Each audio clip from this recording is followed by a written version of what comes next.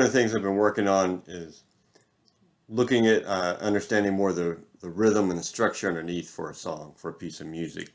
One of the things I've been using to study that, look at that, is kind of riffs and bass lines. So I was looking at what I just was playing is a bass line pattern made off of based over 2 measures, and you started off with 2 on the root, so 1 2, and then 3 and 4 and.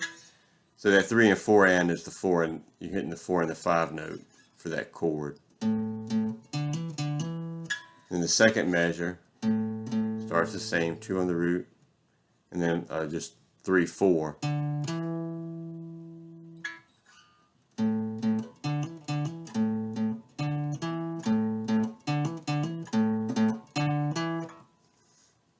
And you can just take that pattern and use it over the different chords in the progression. So, for example, a 1-4-5, you would say a 1-4-5, a 12-bar blues. You just for each chord, you take the root, it's 4 and 5, and use that pattern.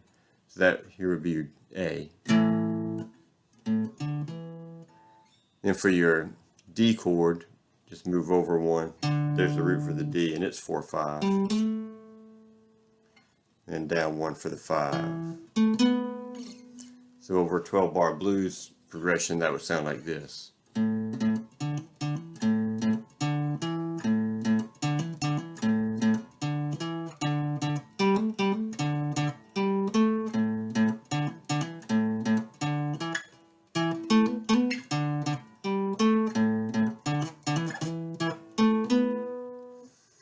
So you could play that, as kind of as your bass, your rhythm in the background. You could set some drums to that as well, and then have a nice kind of framework skeleton for your music. It also just helps. It's a great drill for just moving around, thinking about your chords, your song framework. So I've been working on that. I've also been playing back through, continuing to play and get more comfortable with my dyads. So here, if we're in the key of, say, G, one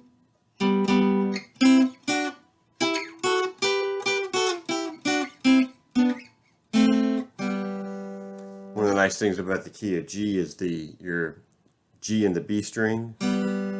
That's your open root and major third for that key.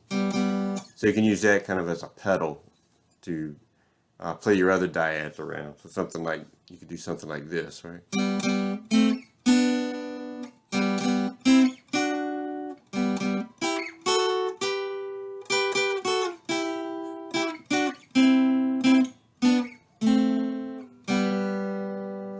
I notice it works better going up versus down.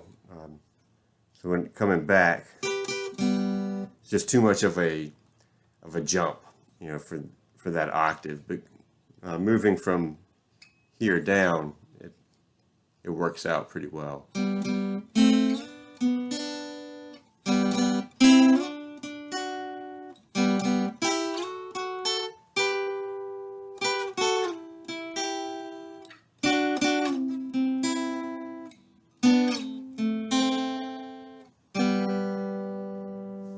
Of course, you can play the same dyads here.